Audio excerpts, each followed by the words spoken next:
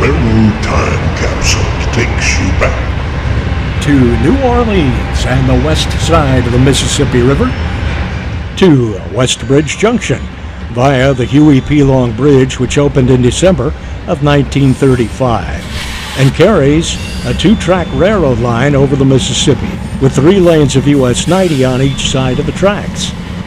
Because of the size of the Mississippi, railroad bridges are few and far between, with the nearest rail crossing upstream at Baton Rouge, followed by Vicksburg, Memphis, and more further north.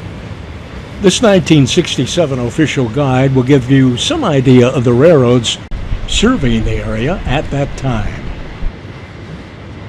Coming in from the east, the L&N, which parallels US 90 through the Florida Panhandle.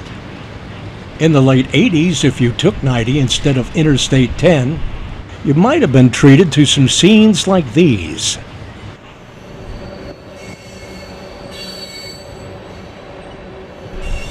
Back in the 60s, you might have spotted the Gulf Wind, which ran between New Orleans and Jacksonville with connections to Miami.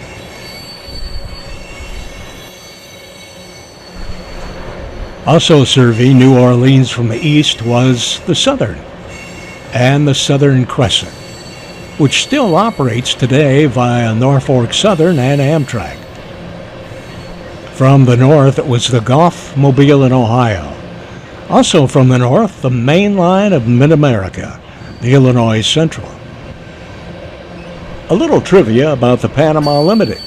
For most of its career, the train was all Pullman, carrying sleeping cars only, departing Chicago for New Orleans and New Orleans for Chicago in the evening, and arriving in the morning.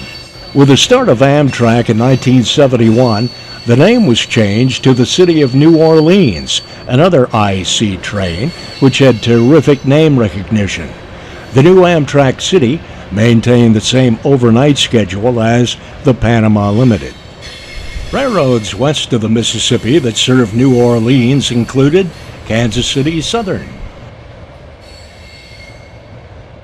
Louisiana and Arkansas, Texas and Pacific, Missouri Pacific,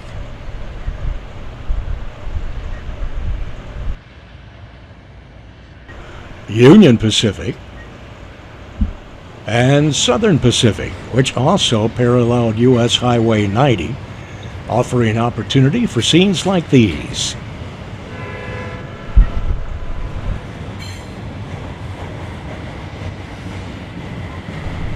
Now that we've got the history out of the way, let's return to Westbridge Junction, which in this April 1989 photo appears to be unoccupied.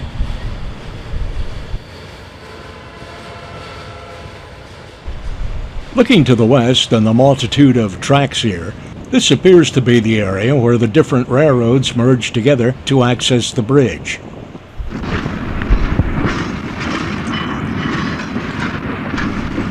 Approaching the bridge from the west, this Southern Pacific freight. Immediately followed by, looking east now toward the bridge and New Orleans. At the current time, this area is probably off limits. Back in 1989, there was no problem. This guy, a railroad employee or just a rider? Heading east, the Missouri Pacific move. The action seemed to be non-stop.